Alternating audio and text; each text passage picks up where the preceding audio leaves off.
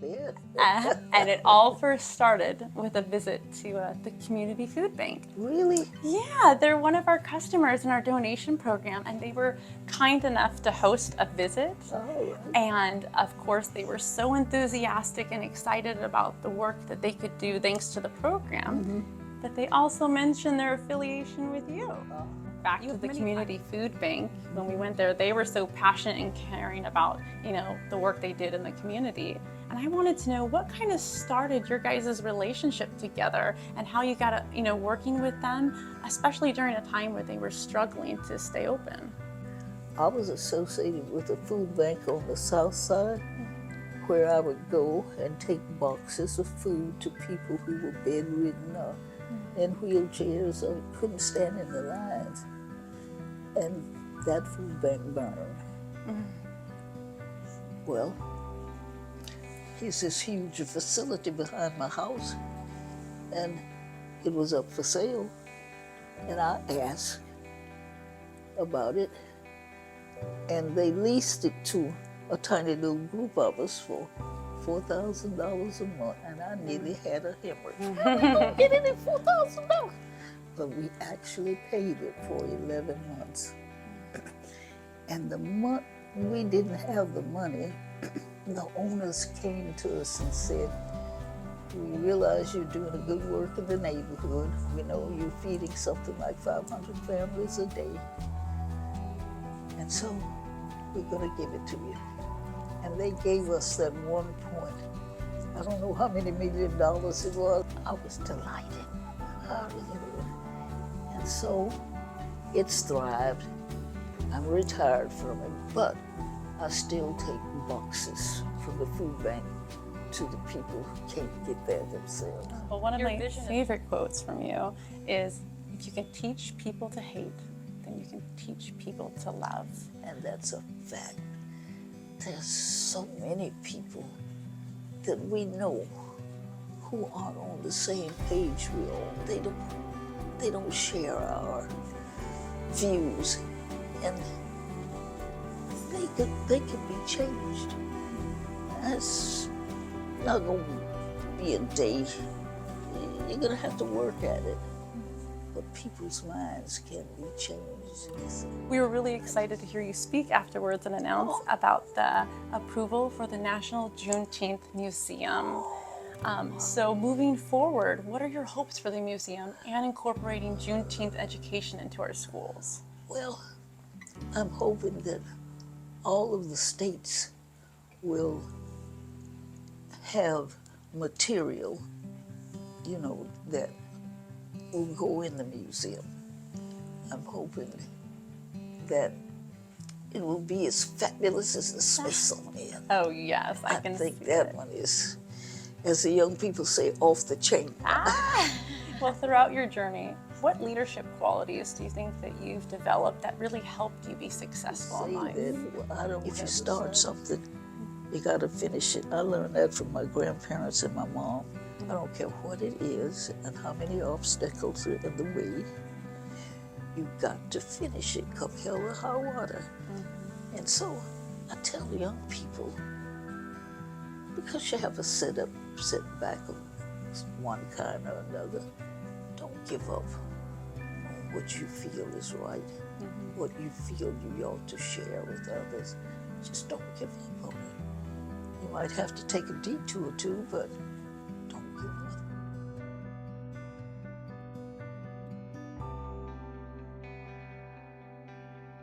As FAFSA Commissioner, can you share some of your priorities and initiatives for the agency, as well as your strategies for achieving them? Yeah, so when you step back, to me, everything starts with what are the first principles, right? If you look at FAS, we are such a broad organization.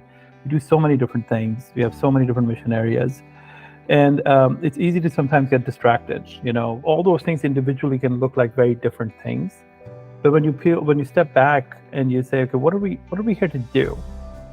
If we fail at our jobs, what happens? If we succeed at our jobs, what does that look like? A couple of years ago, we went through this exercise and we had this question of ourselves. And what came out of that process was a very clear articulation of what we need to do to be successful as an organization. And to me, I call them the North Stars, but people have different names for them. But like, to me, it's like if we do these three things really well, if we continue to focus on these three things really, really well, then everything else falls into place. Revenue shows up, business volume goes up, our profitability happens, all those things fall in line. And so for us, that means three things. First of all, whatever we do, everything we do needs to add value to our customer's mission better. Whatever their mission is, gets enhanced when we get involved. Number two, we need to create a marketplace that is got some basic premises baked in. It needs to have equity, access for everybody, focus on small business. And number three is making it dead easy to do business with us. Federal acquisition is hard. There's a lot of policies and regulations in play. We need to continuously, actively make efforts to make it easier to do business with us.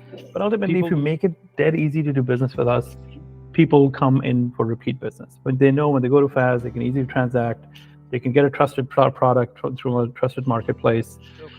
So those are three things that we focus on. And that means that every single person in FAS, myself included, when you travel down into that organization, everybody's performance plans are aligned to these three goals. Now, all of us do different things in the organization, but ultimately we need to be able to say that the work that I do matters to the mission of our organization, as defined by these three things in the following ways. Reflecting on your own leadership journey, what were some significant experiences that contributed to be the leader you are today? First of all, I think there's two misconceptions about this question. So I think a lot of people think that leadership is innate, where either you are a leader or you're not. You are either dispositioned genetically to be a leader of people or organizations, or you're not. And I completely disagree with that. People also think that there's some personality trait that you must have to be a leader. You need to be an extrovert. You need to be a public speaker. Leadership is something like anything else. It can be learned, it can be trained, it can be practiced.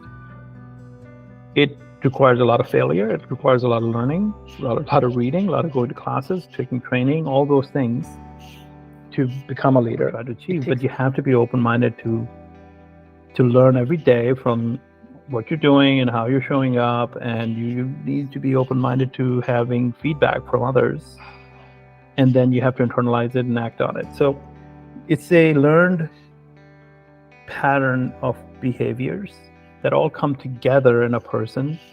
When you say, oh, this person is a good leader, is a whole bunch of things that are coming together naturally in that person, but it didn't happen overnight. It happened over many, many, many years of learning and emulating and getting mentored or going to training, reading books, failing, getting corrected, and then it comes together. So to me, it's like, if you look at yourself and you're like, well, I don't have the kind of qualities or personality traits that I associate with good leaders, that is just brainwashing of our society that is getting in the way. Anybody can be a leader. Introverts make great leaders because introverts are very analytical. They are not reactive. They look at the situation. They figure out the best resources to come together. So like anybody can be, but it does require investing in yourself and learning and training. And so it's learned behavior. Finally, what advice do you have to offer to emerging leaders like myself who want to drive change in the future of our organization? So a couple of things I can say is that, listen, especially in government, there's going to be a lot of motivation for you to stay in your lane, keep your head down, and do as you're told.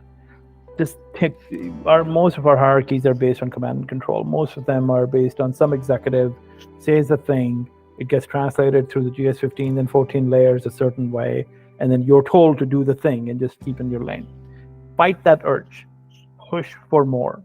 Raise your voice. There's a tactic to it. There's a balance to it. You got to do it in a way that's productive, that's outcome driven.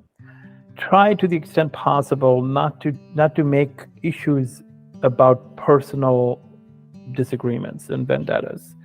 You will have a lot of personal disagreements with others you work with, your colleagues, your supervisor even. That's normal. That happens in every organization. However, I encourage you to always pivot to the mission. I have a point of view, you have a point of view. We are different in our point of views, we disagree. If you make the issue about the disagreement, you're always going to go down a vortex of negativity. Now you just got an enemy at the job that you're doing. Now listen, the way I look at it is that this is the thing that is best for the mission. So if you agree on at least the direction, the vision, the mission, then you can have disagreements about the tactics, and that's okay. Sometimes your idea will win, sometimes the other person's idea will win. But ultimately, you will all come together because ultimately it's about the mission, right? And you won't take it personally if somebody else wins, because if their idea is truly better in the pursuit of that mission that you both agree on, then that's okay. The better thing got done. I like this quote from President Reagan, and it's paraphrasing a little. He said something along the lines of, "It's amazing how much good can be done if you don't care about who gets the credit." And it's so true. Too much of our society requires us to constantly be fighting for credit. It's my idea, it's my initiative, I did this thing. And yeah, that feels good in the moment, but ultimately, if it's about the mission and if somebody else gets credit, who cares? A better thing got done. And so that's